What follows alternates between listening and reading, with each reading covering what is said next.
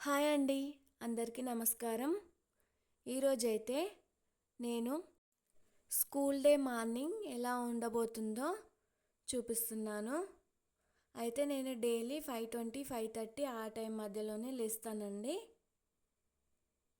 అప్పుడప్పుడు అనుకుంటాను స్కూల్ లేనప్పుడు కొంచెం లేట్గా లేద్దాంలే అన్నట్టుగా అనుకుంటాను. కానీ స్కూల్ ఉన్న టైంలో డైలీ 5:20, 5:30 అలా లేవడం అలవాటు కదా.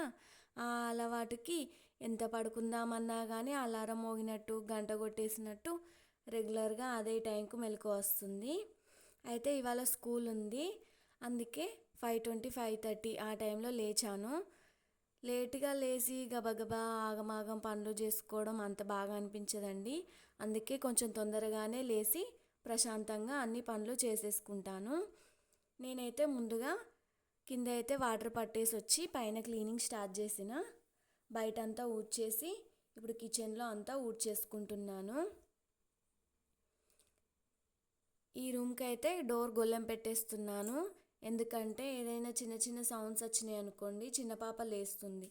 తను లేచిందంటే మొత్తం నా వెంబడినే ఉంటుంది కాబట్టి తను తొందరగా లేవకుండా కొంచెం పొద్దున జాగ్రత్త పడుతూ ఉంటాను. ఎంత అరిచినా ఏం చేసినా తను లేవదు. కానీ మనం కిచెన్లో ఏదైనా పని చేస్తూ ఉన్నాం అనుకోండి, ఏ చిన్న సౌండ్ అయినా సరే తను లేచి కూర్చుంటాయి. ఈ పక్షుల సౌండ్ వినండి, చాలా బాగుంటుంది. నేను కూడా ఆ వర్క్ చేసేటప్పుడు అబ్జర్వ్ చేయలేదు, కానీ నేను ఎడిటింగ్ చేసేటప్పుడు చూసాను, బాగా అనిపించింది, అది అలానే ఉంచేసాను.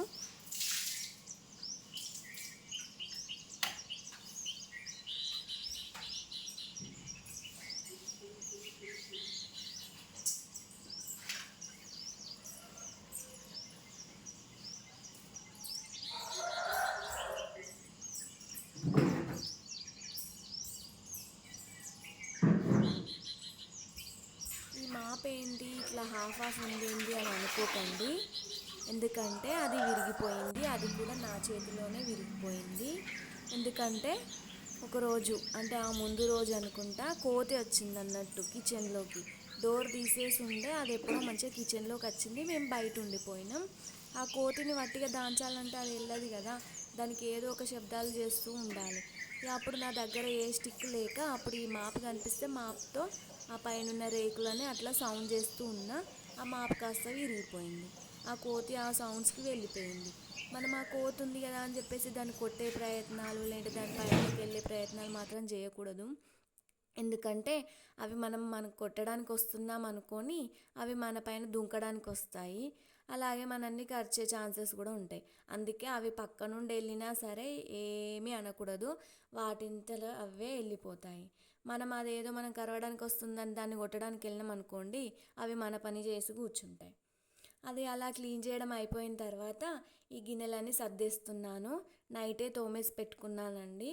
ఇప్పుడైతే ఈ గిన్నెలన్నీ సర్దేసుకుంటున్నాను. ఎందుకంటే ఆ ప్లాట్ఫామ్ పైన ఈ గిన్నెలు అలాగే కనిపించాయి అనుకోండి, అంత మురికి మురికిగా అంత మెస్సీగా అనిపిస్తుంది. అందుకే ఇదంతా క్లీన్ చేసేసుకున్నాను అనుకోండి, ఆ ప్లాట్ఫామ్ అంతా క్లీన్గా ఉంటుంది. నాకు కూడా కూరగాయల కట్టింగ్కి వంట చేసేటప్పుడు ఏ ఇబ్బంది లేకుండా మంచిగా ఫ్రీగా ఉంటుంది. అందుకే అది క్లీన్ చేయడం అయిపోయిన వెంటనే ఆ గిన్నెలన్నీ సర్దేసుకున్నా. ఇవాళ అయితే నేను చుక్క కూర చేస్తున్నాను. ఈ చుక్క కూర మాత్రం మా ఇంట్లో కాసింది. అంటే ఇంట్లో ఏం కాదు, బయట చెట్లు అలికింది, అంటే విత్తనాలు అలికింది మా అత్తమ్మ. అవి ఆకులు కాసినాయి. ఆ ఆకులు తెంపేసి ఇచ్చింది అన్నట్టు. వర్షం పడింది అన్నా కదా, ఆ ఆకులకంతా కొంచెం మట్టి మట్టిలాగా ఉన్నది. అది అట్లానే నేను కడగకుండా ఫ్రిడ్జ్లో పెట్టేసిన. ఎందుకంటే కడిగినామనుకోండి ఆ పదనకి ఆకులన్నీ దగ్గరకు వచ్చేసి అంత మురికిగా అయిపోతాయి, అంత మెత్తబడినట్టుగా అయిపోతాయి. అందుకే వండినప్పుడే క్లీన్ చేద్దామని చెప్పేసి అవి అట్లానే పెట్టేసిన. ఇప్పుడు అదంతా కింద పెట్టేసుకొని ఇప్పుడు కొద్దిగా ఏమైనా పురుగులు తిన్న ఆకులు లాంటివి ఏమైనా ఉన్నాయా అని చెప్పేసి చూసుకుంటూ అదంతా వేరేస్తూ మంచిగా నీట్గా కట్ చేస్తున్నాను అన్నట్టు. కట్ చేయకున్నా పర్లేదు ఈ చుక్క కూర, ఎందుకంటే తొందరగానే ఉడికిపోతుంది. అది కట్ చేసి వేసినా లేదంటే కట్ చేయకుండా వేసినా కానీ అది తొందరనే ఉడికిపోతుంది. కానీ నేను అందులో ఏమైనా మురికిగా ఉన్నాయా ఆకులు అని చెప్పేసి చూసి వేరేసుకుంటూ కట్ చేసేస్తున్నా. అంతేనండి, ఈ ఆకుకూరలు అంటేనే అంతే కదా.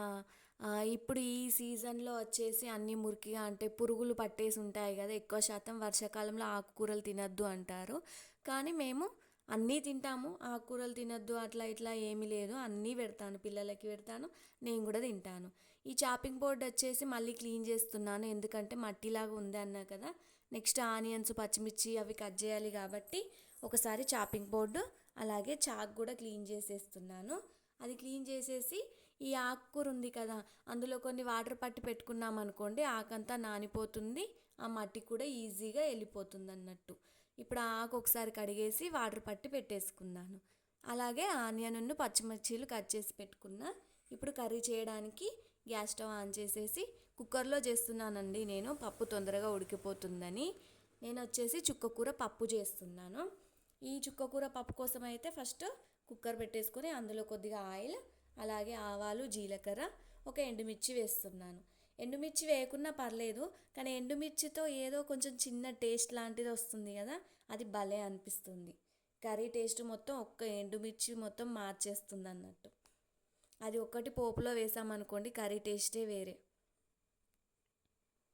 ఇప్పుడు ఆనియన్స్, పచ్చిమిర్చి కూడా వేసేసుకొని మంచిగా కలిపేసుకుంటున్నా.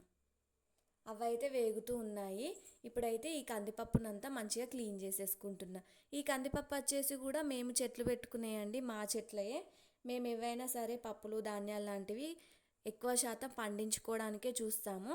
ఈ కందిపప్పు వచ్చేసి మేము పండించుకున్నదే, అందుకే కొంచెం పొట్టులా ఉంటుంది కాబట్టి ముందే కోసేపు నానబెట్టుకొని తర్వాత అంతా క్లీన్ చేసేస్తున్నా.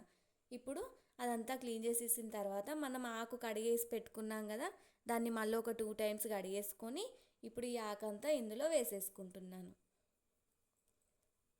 ఇది పాలకూరలా కాదు కదా, పాలకూర అయితే మనం ఎంత ఉడికించినా అది అట్లానే ఉంటుంది, కానీ ఈ చుక్కకూర మాత్రం చూడండి, ఒక 2 మినిట్స్ ఉడికించినాం అనుకోండి మెత్తగా అయిపోతుంది ఆకంతా. ఇప్పుడు ఇందులోనే మనం ఈ క్లీన్ చేసేసుకున్న పప్పు ఉంది కదా, అంటే పొట్టంతా పోయేదాకా ఒక 2-3 టైమ్స్ కడిగేసుకొని ఇప్పుడు ఆ పప్పు కూడా వేసేసుకున్నా. ఆ పప్పు వేసేసుకొని ఇందులో కొద్దిగా పసుపు, అలాగే సాల్ట్ కూడా వేసేసుకోవాలి.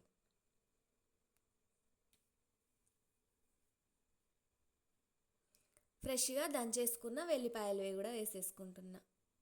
ఇదంతా మంచిగా కలిపేసుకొని ఒక 2 మినిట్స్ అట్లా ఉడికిన తర్వాత మనం కొద్దిగా వాటర్ యాడ్ చేసుకోవాలి. కొద్దిగా అంటే కొద్దిగా ఏం కాదు, మనం ఎంతవరకు కూర వండాలనుకుంటున్నామో అంతే. నేనైతే ఒక గ్లాస్ వరకు వాటర్ యాడ్ చేసి పెట్టేసుకుంటున్నా.